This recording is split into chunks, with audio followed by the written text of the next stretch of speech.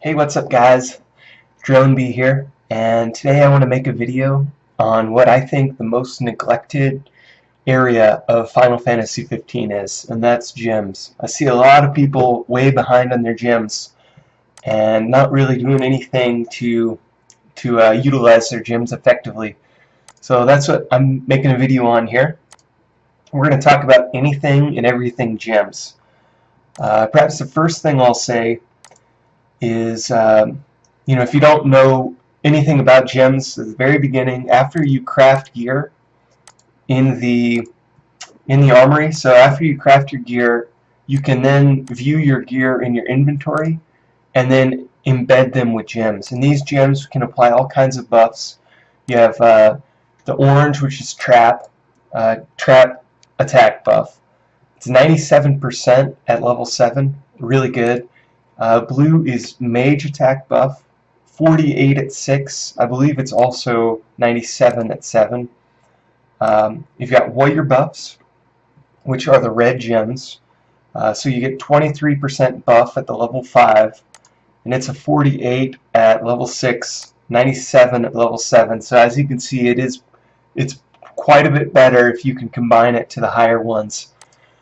Green is an troop HP buff gem, and this will apply to so you'll equip embed your gear, and when that gear is equipped on your hero, these buffs will apply to the troops with your hero. So that's how it works. Like this, if I equip it on my hero, a 10% troop HP buff at level 5, that'll buff all the troops with my hero when I attack with my hero. So it adds up, especially when you have 6 or 7 different pieces of equipment on. You multiply that by 3 gems on each, so you can get 21 gems, the basic gems on your gear. And you figure 21, you get you could have 21 times 97 attack buffs.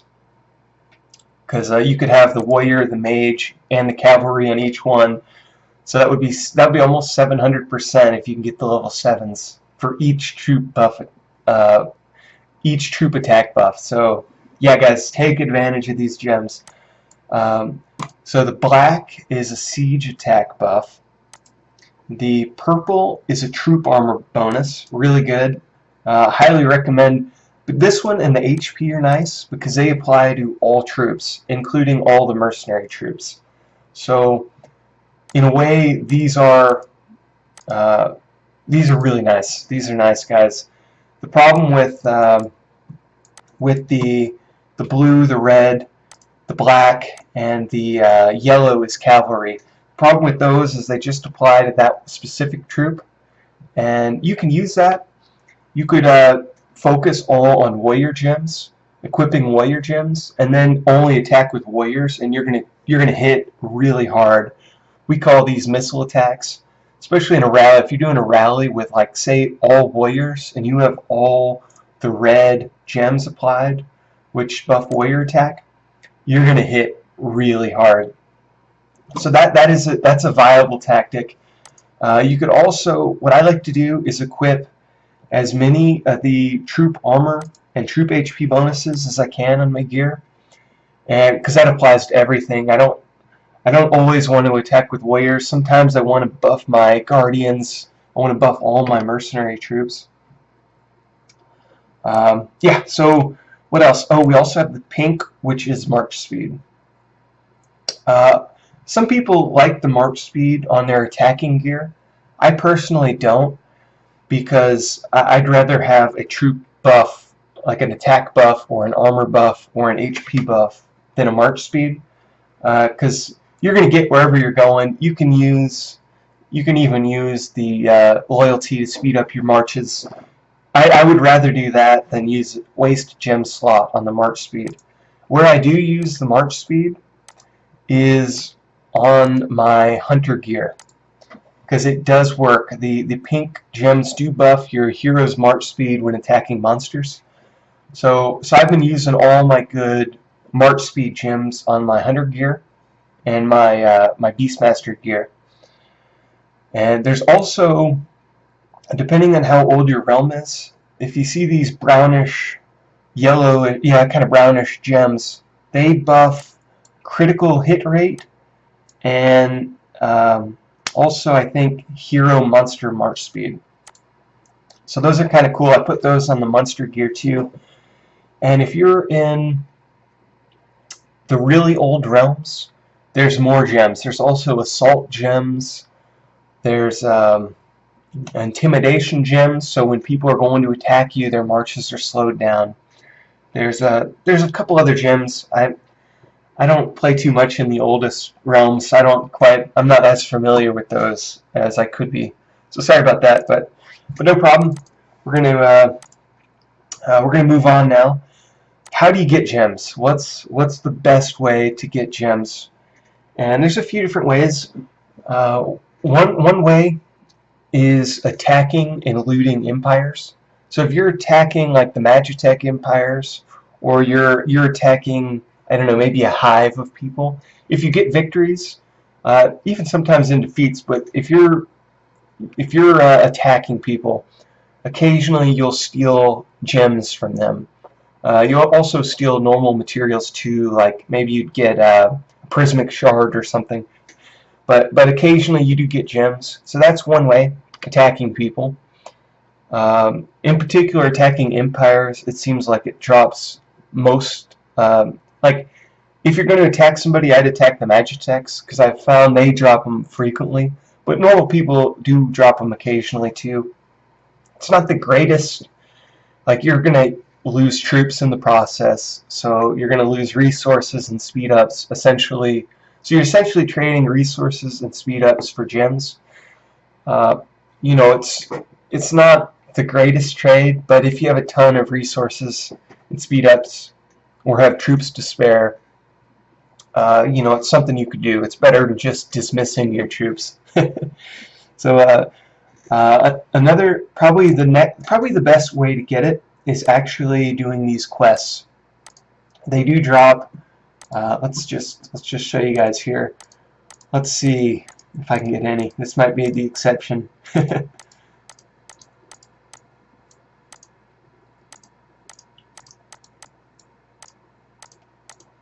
Okay, so it's not a single gem in this batch. That's kind of sad. Sorry, guys. but you can get them doing these quests. You can do these quests every 6 hours. So basically, you could do it in theory 4 times a day. Probably not, because you're probably going to want to sleep. But you could do it 3 times a day, and usually you get gems. Let me try again.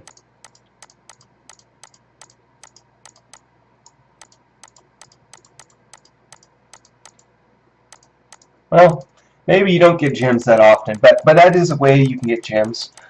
I think Epic like knows what I'm trying to do, so they like conspire against me, I think.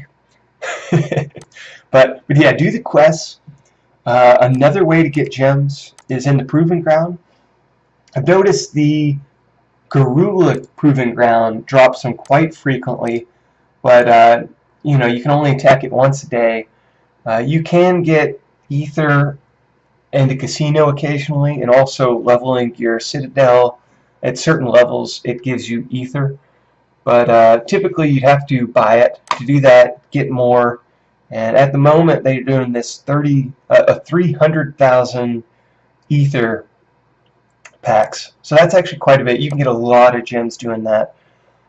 This level 2 Garula, or this Garula, the level 2 Proving Ground, level 2 Proving Grounds, the Proving Grounds level 2, it drops level 2 gems. Maybe some level 1s, but in this one I think just drops level 1s. That's a way you can get them if you're absolutely desperate. I probably wouldn't do that. I think that's kind of not the greatest use of a pack. I'd much rather. There's also a pack that you can get, Royal Gem Chests, and this could drop gems, I believe, up to level 7 or 8, like really high level. I want to say it says on the pack what it drops. Oh, actually, you can also get gems.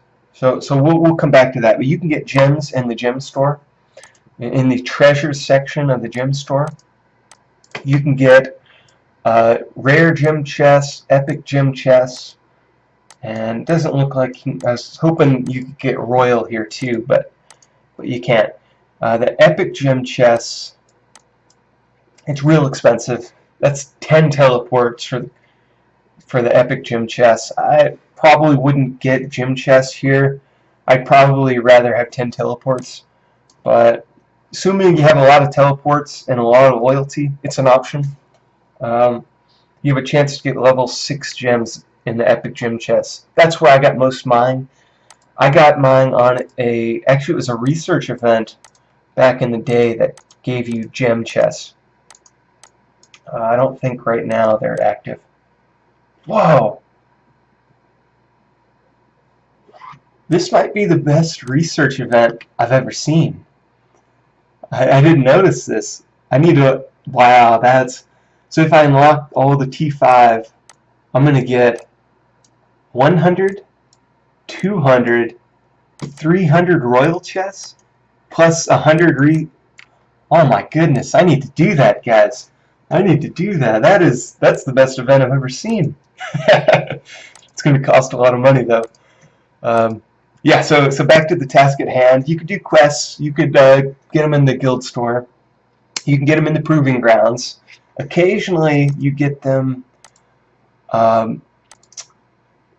occupying resource tiles. It's kind of slow up, but if you're farming up T1, I get them a lot more frequently farming stone.